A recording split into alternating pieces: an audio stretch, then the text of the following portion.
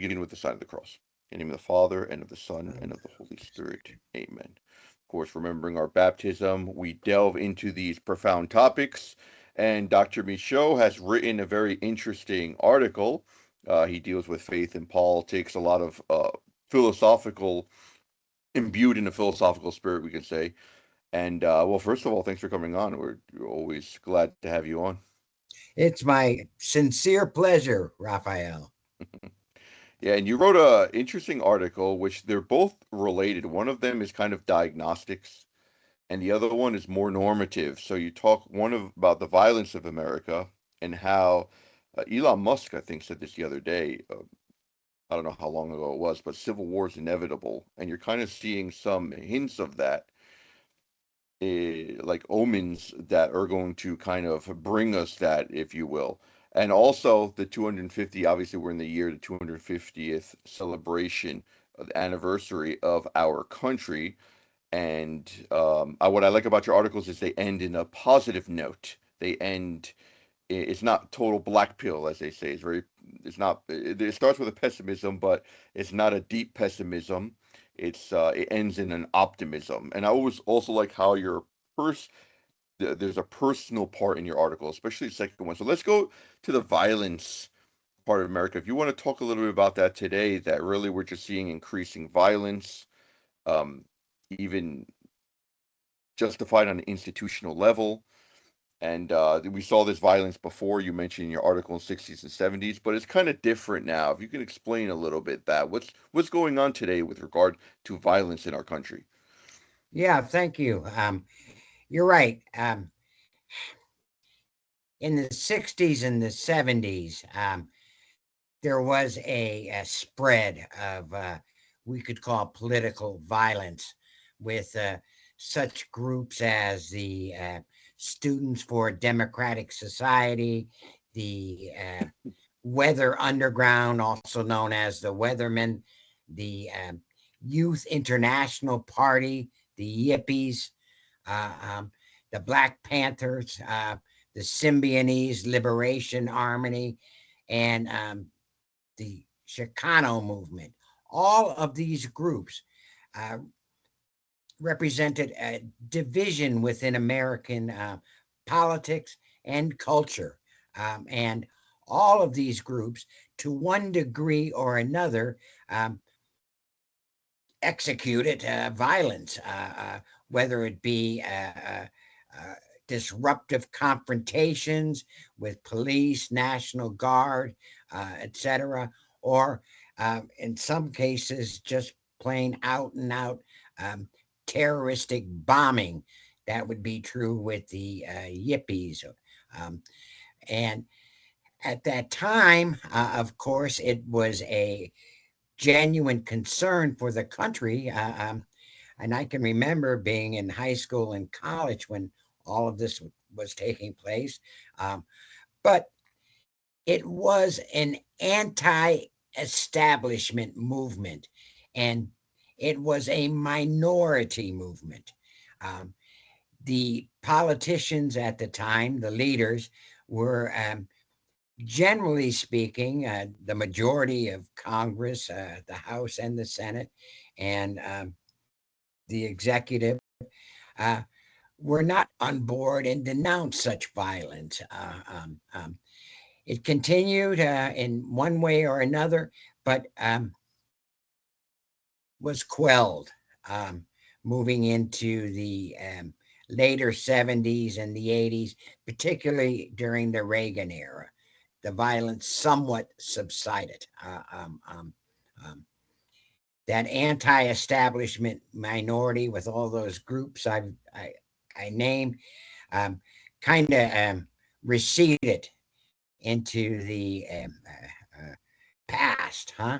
But now, within the past 8 years or so, we've had a more energetic and even raucous, Um, spread of violence, which has become a real sore spot. Our nation is again divided to some degrees, but the violent left is not just a minority, um, and not just uh, uh, protesting and rioting for the sake of these anti-establishment cause. The left today is the progressive left is bent on destroying as much as they can in order to get their agenda uh, um, in place. So they are abetted by progressive politicians. And we'll be talking about this coming up. Socialist groups, um, leftist judges, activist leftist judges, uh, and of course, social media and the legacy media. Um, they've given a kind of credence or sanction to a certain extent to such violence. And unfortunately, um, the violence has become much more acerbic, much more targeted on those politicians, corporation CEOs, judges who they deem as the enemy. It has become a truly upheaval within our country at this time. And how is it going to be quelled? How are we going to respond? That becomes a question because it is apparent. Supreme Court justices are worried for their own security. Uh, um, um, Politicians having to look over their shoulders at so many occasions. Public events seem to be a magnet for attracting one kind of violence or another. Um, and all of this has, to a degree, sedimented itself within our culture. I don't know. And this is not something I mentioned in the article that came out uh, last month. I don't know if you're familiar with that recent motion picture. It won the Academy Award for the Best Picture of the Year with Leonardo DiCaprio, One Battle After Another. Hmm. Are you familiar with that I'm film? familiar with it. I didn't see it though. I did, kind of just because I wanted to see what it was all about and what the buzz was all about. It was clearly one of the most ideologically dangerous films that has ever been made. And I'll say that unqualifiably. Uh, and not just that, its message was alarming. Uh, um, Again, this won the best picture of the year. So you can see how Hollywood and the various media have gone behind this. The theme of the movie, basically, as I understood, was nihilistic, one battle after another. The violence is its own justification. It was Mm. filled with all kinds of protests and any progressive leftist cause. And one way or another, it was put in there. And those perpetrating the violence had no larger sense of what it was for. What were they trying to accomplish? Um, those kinds of discussions, those kinds of issues never were broached within the film. It was just, it seemed to me, random acts of violence uh, perpetrated by these rebels without a clue. No clue. Why were you doing it? Why did it continue?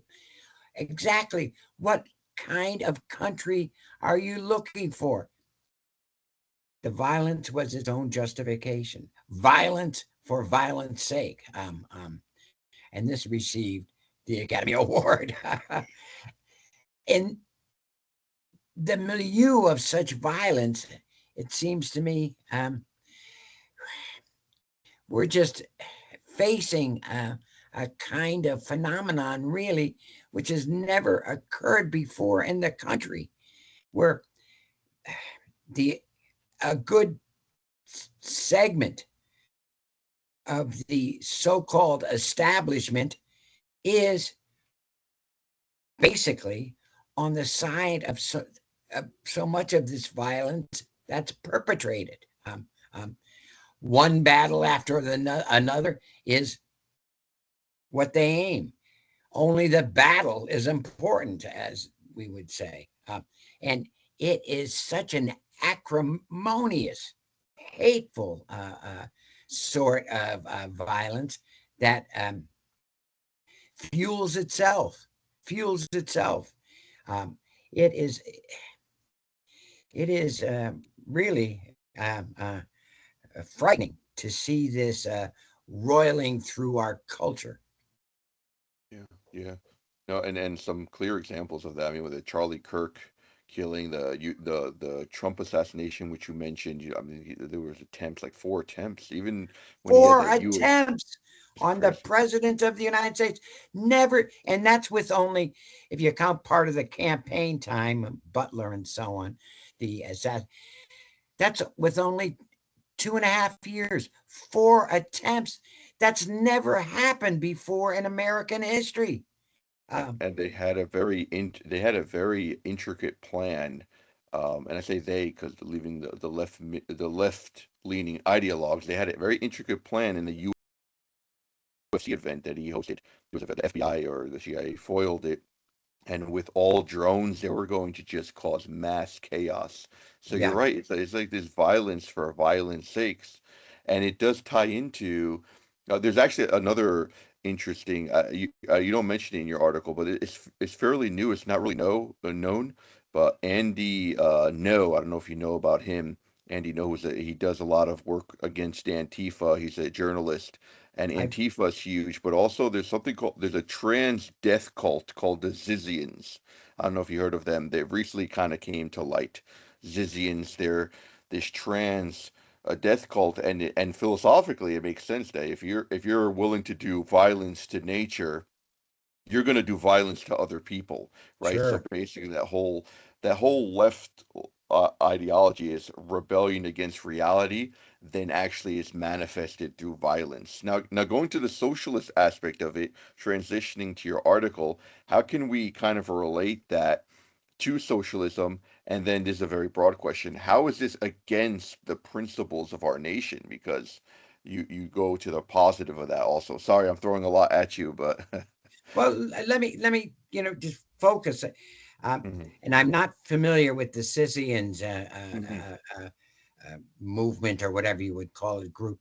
But let's look, for example, at the Mangione, the Luigi Mm. Mangione Right. assassination of the Brian Thompson, I believe, as CEO of United Healthcare. Um, and what is truly disturbing is that um, there are many supporters. They call them the Mangionistas, huh?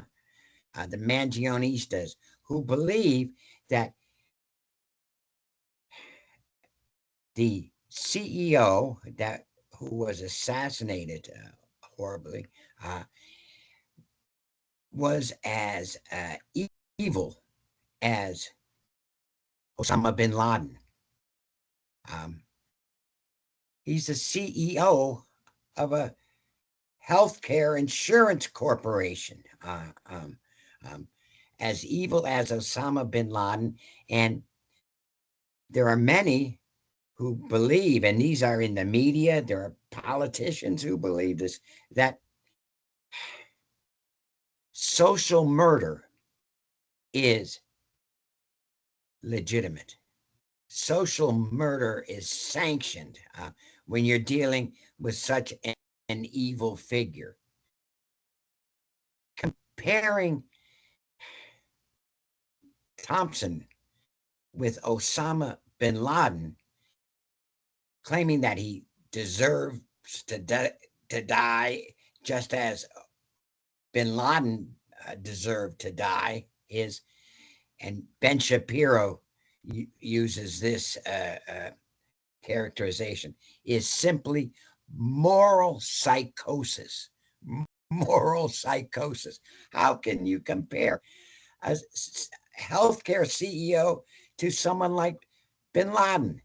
It's insane. And that's what they're using, the left, that's what they're using to legitimize their struggles. It's a kind of, again, going back to one battle after another, it's that communist notion of permanent revolution. Mhm. The revolution, the Soviet communist leaders claimed that it must be, and the Maoists, uh, Chairman Mao, must be continuous. It must be ongoing no matter what, permanent revolution. And I think in one way or another, that's grabbed a hold of these folks like Robinson, the assassin of, and I won't even say alleged, I think the evidence was overwhelming. Uh, the assassin of Charlie Kirk and Thompson, and so many others that have suffered such violence. We have to wrap our minds around the fact, and we've mentioned it already, that, but this is stunning, even during such times as the Civil War and during other times of upheaval, during the Great Depression and so on.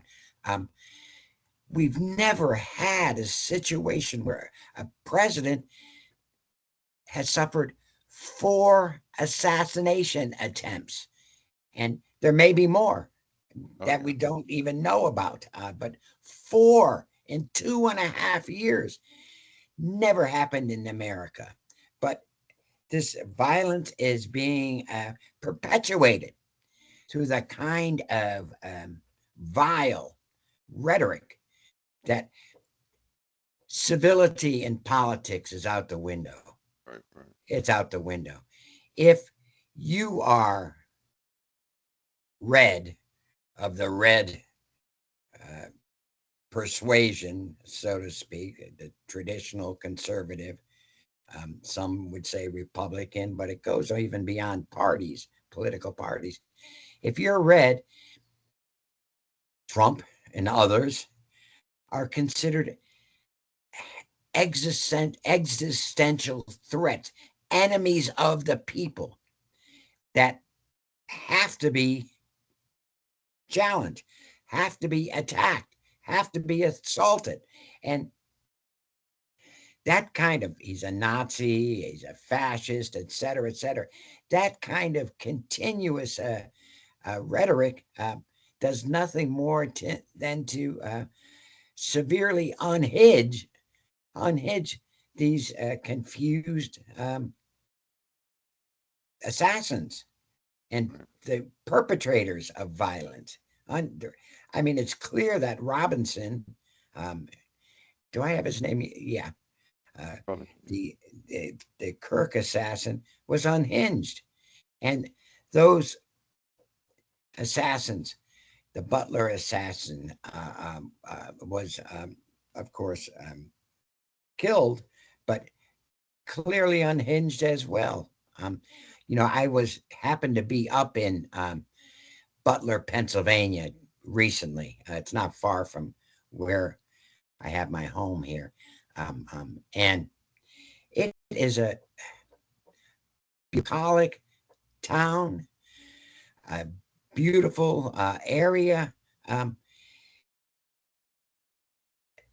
I think his name was Crooks, was grown in this area and became just derailed. I mean, what was going on? And I mean, the Kirk assassin had a more, how should I say, on the edge kind of lifestyle, but he was coming from a home.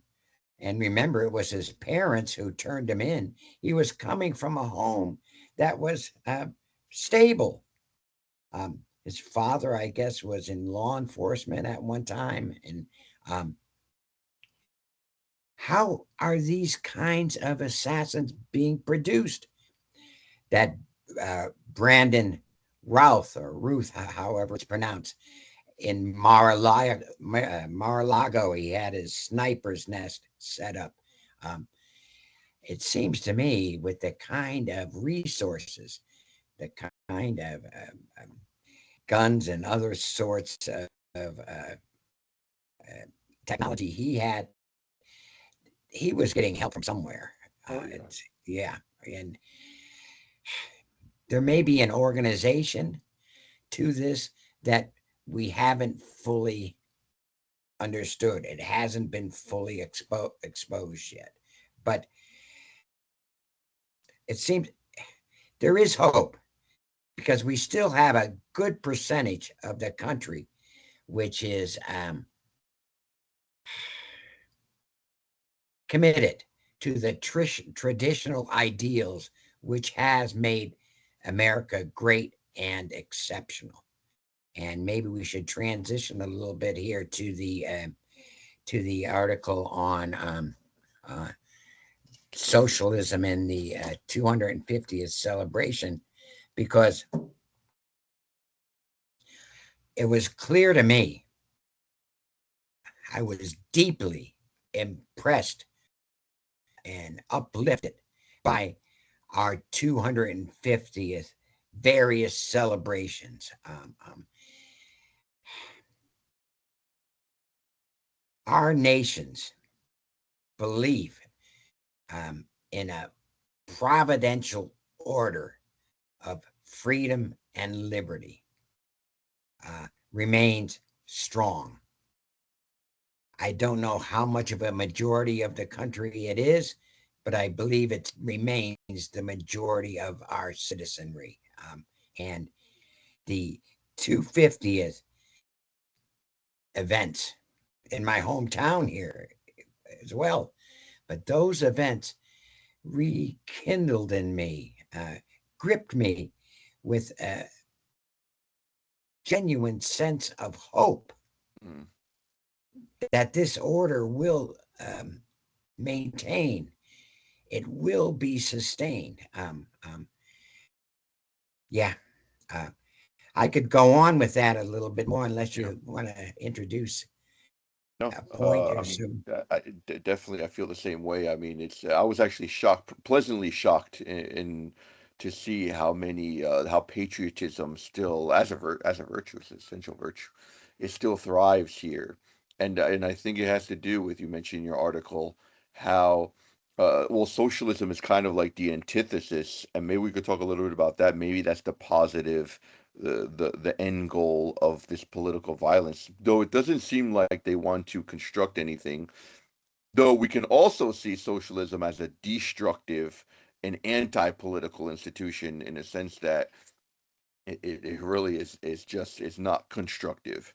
But I think America, being the values that you mentioned, the natural law, um, the human rights, individual rights, all that kind of, that goodness is, it lives, it underlies, it lives, and there's something very strange going on, where you see kind of like conservatism, in many different ways, or traditionalism in many different ways, is kind of being rekindled in the youth. You see this in Catholicism too, where um, a lot of the younger priests that are coming in are conservative, are traditional. So I think there's a backlash, almost like the Hegelian dialect. There's a response to this. The left are overplaying their hand, and there's been a huge response. by the right, we can say. But yeah, if you could talk a little bit about socialism and how is that antithetical to American values? Hey, let me put in this context. Um, I think this will strike a chord with many of your viewers of these videos. On July 4th, I went to a concert at our local diocesan cathedral.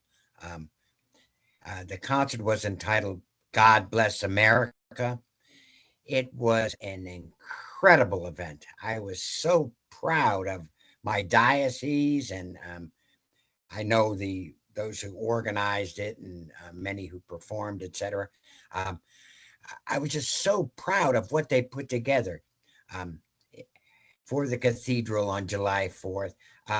The concert was filled with patriotic songs. Um,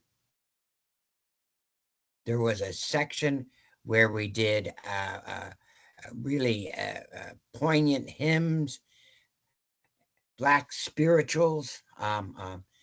The vocalists were tremendous. Um, there was a rousing medley of John Philip Sousa marches. The organist, who was just incredible, did a wonderful, wonderful rendition of Aaron Copland's "Fanfare for the Common Man," and just incredible. But the one the one patriotic sing along that stuck out for me was my favorite tune, favorite song, "America the Beautiful." Um, I've always been a fan and love singing it, especially when you're in a group of hundreds of people inside a cathedral, uh, where you're America the Beautiful is filled with God singing, huh? Uh, just tremendous.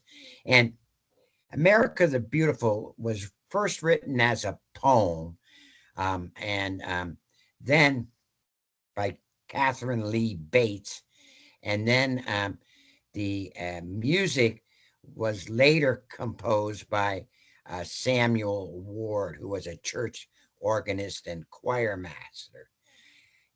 The song, patriotic song, really didn't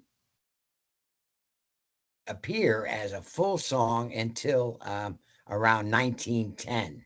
That was a song we know today. And what has always gripped me is the second verse of the song. And I'm not going to sing it. I don't have any voice for that. But was the second verse, which has the line, a poetic line, "America, America, may God mend thine every flaw, confirm thy soul and self control, thy liberty and law. America, America, may God mend thine every flaw,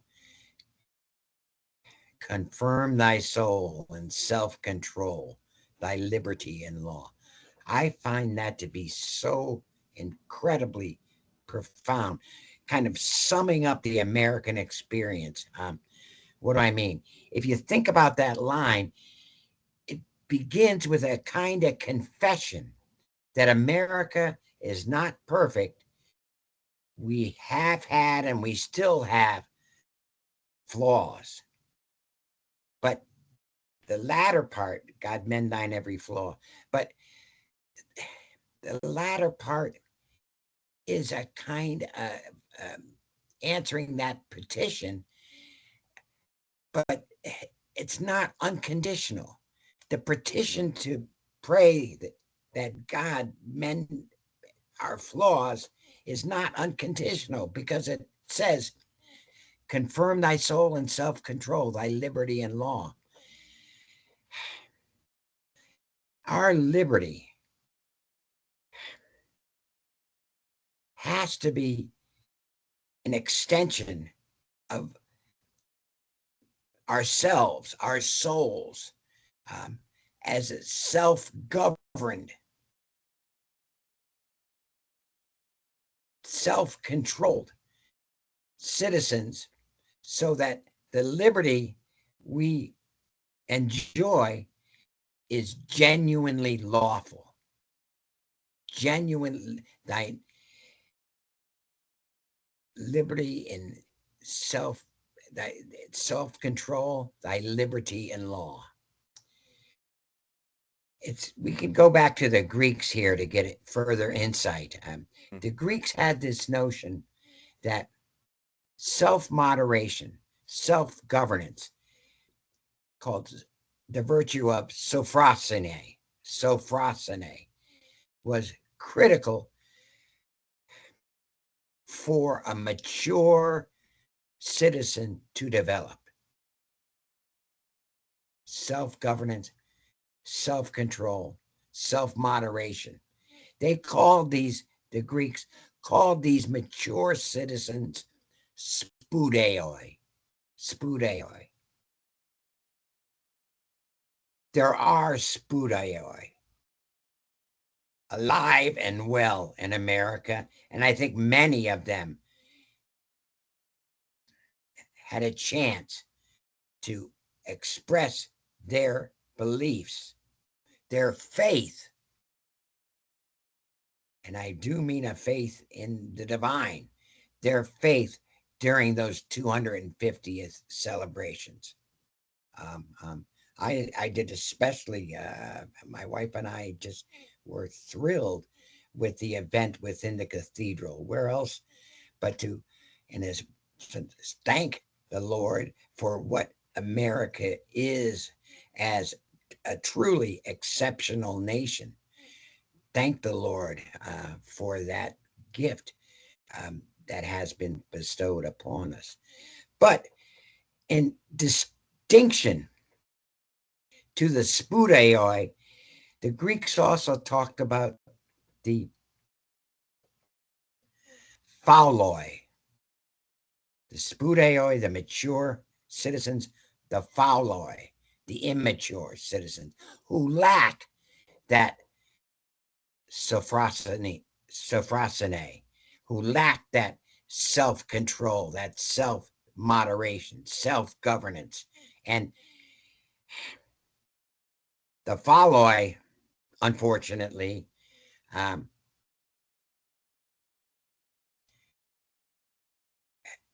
today have a debased ideology that opposes much of what mature Americans believe as foundational to our exceptional nation. I think these socialists are phauloi, opposing what we believe, especially when it comes to, which was so manifest, so widespread during the 250th celebrations, um, religion, faith.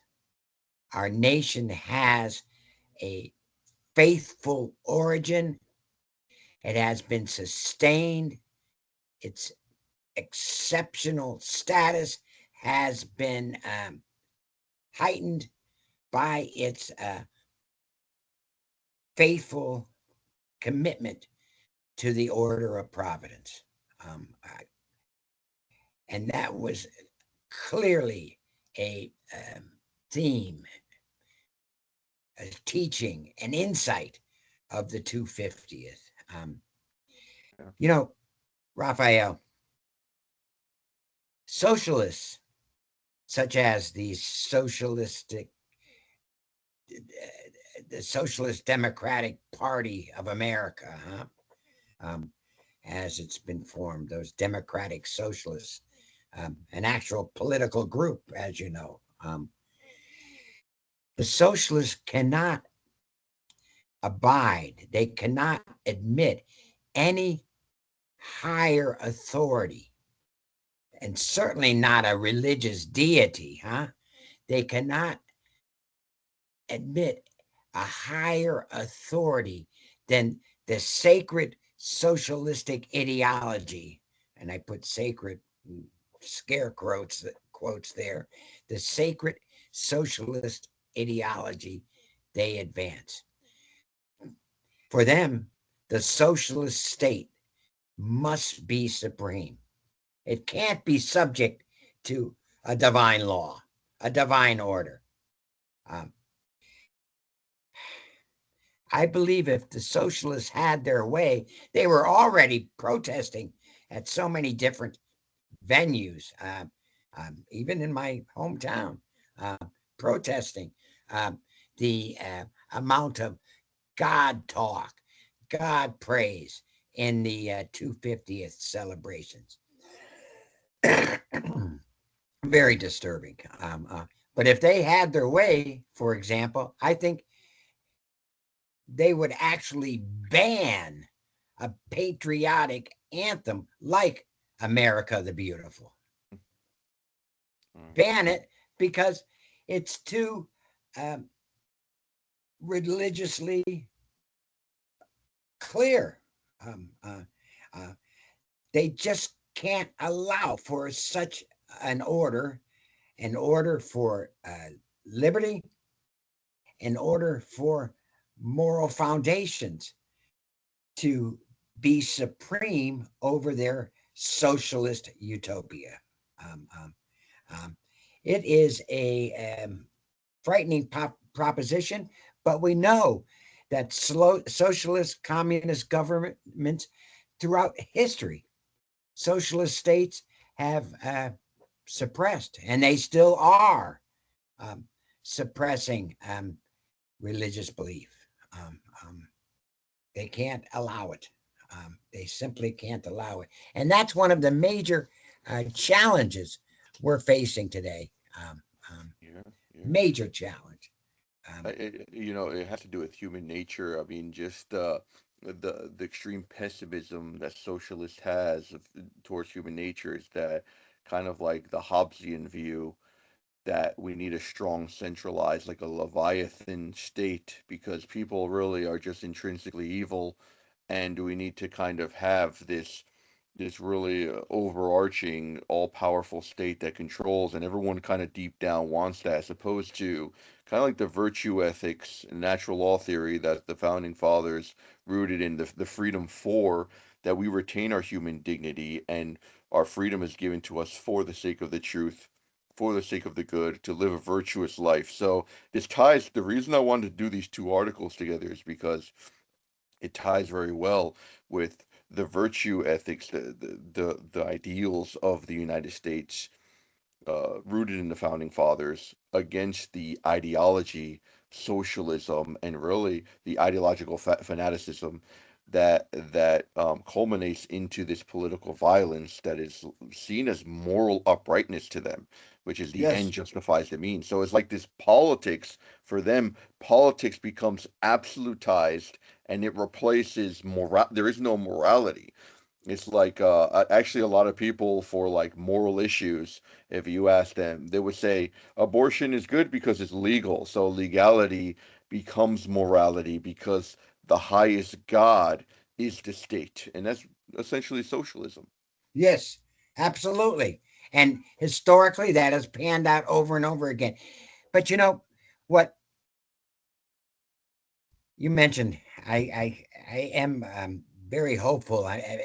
There's a certain Augustinian uh, strain in my thought and my beliefs, and uh, um, um, there's always room for hope. Oh yeah. Augustine is very powerful on that. Another of my favorite philosophers I've devoted a lot of scholarly attention to over the years is Gabriel Marcel, Mm. who is a philosopher of hope, Of hope, yeah. very strong philosopher of hope. But you know, the history of communism and socialism is premised on that class warfare, the class warfare between the bourgeois oppressing or exploiting the proletariat, the bourgeois versus the proletariat. The socialists today, and so many of them won primaries recently in May uh, during the election cycle there, and some of them won seats in the House of Representatives. Um, um, you have socialist mayors, of course, but what is for me just a kind of seriously awful circumstance is that the socialists, for example, in New York City, have gained control with their mayor Mamdani, Zoran Mamdani, and um, you see others in various positions in electoral races um, arguing for the same, that they believe, as socialists do, um, that must, they've got to get their revenue from somewhere. So they're going to heavily tax the super rich, huh? The super rich. They'll get their money for the free public transportation and free daycare and free grocery stores, et cetera, et cetera. Tax the super rich. But of course, what has happened in a city like New York, and it's happened in other deep blue areas, states, and cities around the country, um, what happened? The super rich leave. There's an exodus right now. There's an exodus of the rich, the super rich, leaving New York City, going to places such as Texas, Florida, or you even have a major movie studio like Paramount moving to Nashville, Tennessee, leaving California, Hollywood, moving to Tennessee doesn't have that kind of tax burden. Um, so these socialists enacting their ideology uh, in their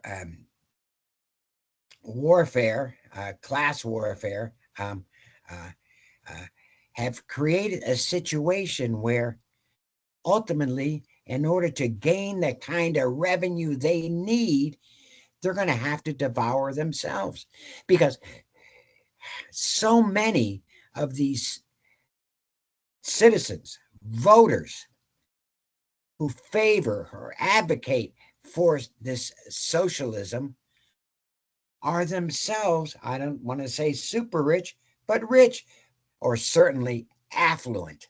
Um, Very interesting. in general, these are professional folk, okay, college graduates, graduate school degrees, and so on, even, and property owners. Uh, um, they are earning salaries and high six figures, but are voting as socialists. Guess what? When the super rich leave, the multimillionaires and billionaires, it's going to be that bourgeois class, because that is a bourgeois class, which is going to be hit next. And what about the proletariat that the socialists historically want to help and want to elevate? Really, those kinds of socialists, those bourgeois socialists, are truly um, not favoring the proletariat. Um, they pay lip service to, unions and other kinds of proletariat causes, but they're rich themselves. They may not be multi millionaires, but they're millionaires, many of them, uh, politicians included. And for them, the proletariat has become their battle, huh? One battle after has become, in many ways, the illegal immigrants. That's right. That's their That's right. proletariat. Though so many of the illegal immigrants aren't taxpayers, actually, and so on. But That's right. they, it's that cause, that battle that they've taken on to prove that they are committed to, and I put this in quotes, a proletariat. But historically, typically, that's not a proletariat. I mean, That's right. That's right. yeah. So But yeah. these socialists are going to end up devouring themselves. That's right. They, That's right. And it's they, interesting. The leaders in the socialism are always the most staunch capitalists. So it's almost that contradiction inherent to a system that you're mentioning. But it's yeah, it's really interesting. But I do want to conclude because my wife's a little bit overwhelmed with oh, the three babies sure. there. Yeah, and we're But running a uh, little but bit long. basically, but no, it's good. Just basically, I want to leave your articles in the description box below, and just it ends with hope. Remember, always remembering Americans' past, remembering its history, of course, its religious history, religious faith, its ordered liberty, its virtue ethics, all that will is a counter to the social ideology, which is its corruption. So. I want to thank you for coming on, Dr. Michaud, and please send me any future articles, and Will yeah, we'll do. have you on next time. Very good. Good. It's all, Thank you. as I said, it's always a pleasure. God bless you and your family, Raphael, and look forward to the next time we get a chance to have one of these conversations. Great, great. All right. God bless you all. God bless you.